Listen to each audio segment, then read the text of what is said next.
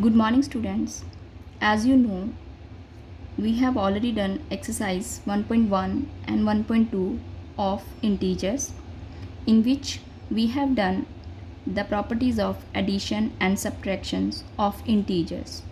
Now, before starting exercise 1.3, I want to tell you a few things like multiplicative identity.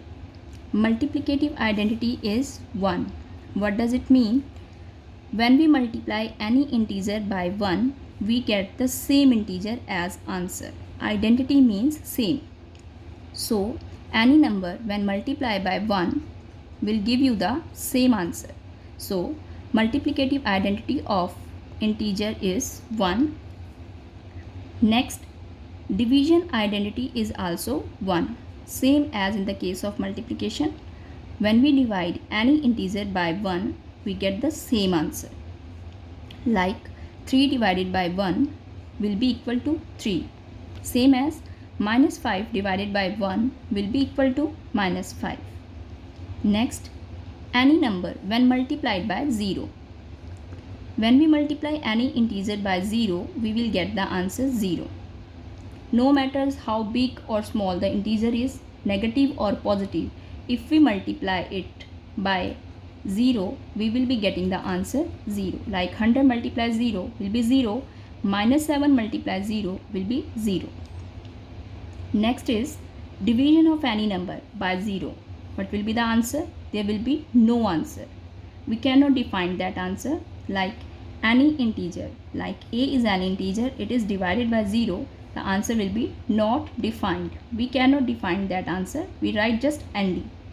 Like 5 divided by 0 will be nd. You can write in division form, like a over 0 will be nd, 5 over 0 will be nd. There is another case when we have sometimes we have to divide 0 by 5. I have reversed the denominator and numerator. If we have to divide 0 by 5, then the answer will not be nd, the answer will be 0, because we have to divide 0 among 5. So the answer will be 0, not nd. Next is properties of multiplication of integers, and the first property is commutative property of multiplication, which is related to two integers. When we have to multiply two integers, like a multiply b or b multiply a, no matters what is the position of the integers, the product in both the cases will be same. Like if we multiply 3 by 2, the answer will be 6, and in other case, if I keep 2 in first place and 3 in next place, I have reversed the position of the integers, but it will not affect the answer. In answer again, in the same case, the answer will be 6. Same as we have already done the commutative property of addition in previous exercise, it was a plus b. The same answer you will be getting if I reverse the position of the integers, a plus b or b plus a. The answer in both the cases will be same. This was the commutative property of addition. Now here in this exercise, we will multiply the integers, and in both the cases, the answer will be same. Next is associative property of multiplication. This is related to more than two integers. When we have to multiply three numbers or more than three numbers, to make our calculation easy, what we do? We keep them in grouping. Like first two integers I have kept in bracket, and next as it is. If I multiply as BODMAS says, what does BODMAS say? BODMAS say we have to solve the bracket first. So we will multiply 3 by 2 first. We will be getting 6. Multiply 5. The answer will be 30. And next case, what we have done? We have placed the last two integers in separate groups. We have kept them in bracket.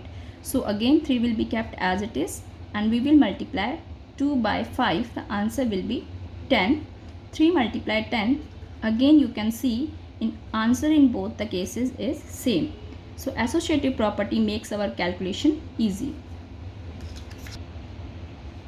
Now we will come to exercise 1.3, and the first sum is find the value of 4 multiply minus 7.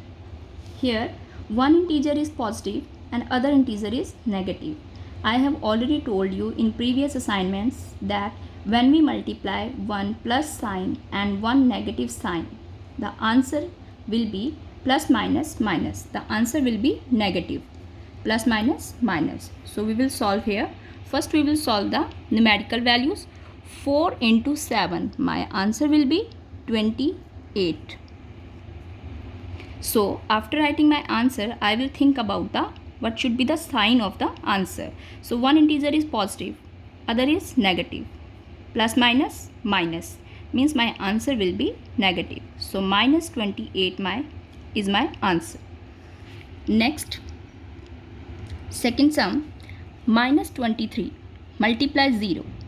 As I already told you, any integer when multiplied by 0, the answer is 0. So we will just write 0 and we will not write any negative or positive sign with 0 because 0 is neither positive or nor negative. So our answer will be 0. Next, third sum, minus 25 multiply minus 15. Again, in first part we have multiplied plus sign and negative sign, plus minus minus. Here both the integer are negative, means when I multiply a negative sign by a negative sign, I will be getting a positive answer. Minus minus will get cancelled. So here my answer will be positive. Now I will multiply the numerical numbers which are there.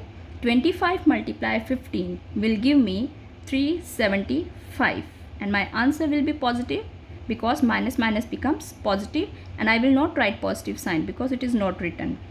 When it is alone a single number, I don't write positive sign with it. So 375 will be my answer.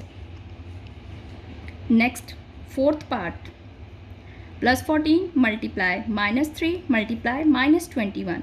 You will do it yourself. Again, fifth part, minus 12 multiply plus 5 multiply plus 20. Again you will do it by yourself. So same type of sum, the sixth sum in which all the sign are negative. I am doing this sum for you. These two are very easy. Here the minus minus will become positive. 1 plus is already there. You can place them in grouping like the sixth sum I am doing. So here I will use the associative property of multiplication. Like there are more than two numbers. So here in fourth and fifth sum you can do like this sum, sixth sum. So I will keep my minus 3 multiply minus 17 in a separate group, and then I will write minus 10 as it is. I am using associative property here for making my calculation easy because there are three numbers. So we have to place them in grouping so that we can solve them easily. So first, according to board mass, we will be solving the bracket first. So again the same case, minus minus plus. So minus minus plus, my answer will be plus, but don't think that we have to add the numbers. What operation we are using in between two integers? This is multiplication. We will multiply. The sign of the integer is negative. It doesn't mean that we will add them, minus minus plus. No, that will be the sign of the answer only.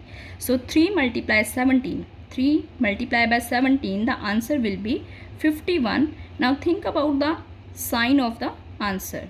Think about minus minus plus. So we don't write plus, you will write just 51. So when we solve this bracket, we got the answer 51, and again we will write minus 10 as it is, and then again one positive, you can write plus 51, no matters, plus 51 and minus 10, plus minus minus. Again my answer will be negative, plus minus minus, the answer will be minus, and 51 multiplied by 10, you will be getting 510. Your answer will be negative because one integer is positive, other is negative. When positive and negative are multiplied, the answer is always negative.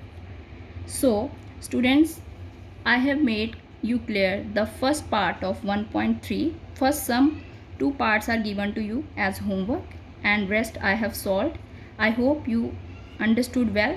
If there will be any problem, you can discuss it in the class when we will meet. Thank you.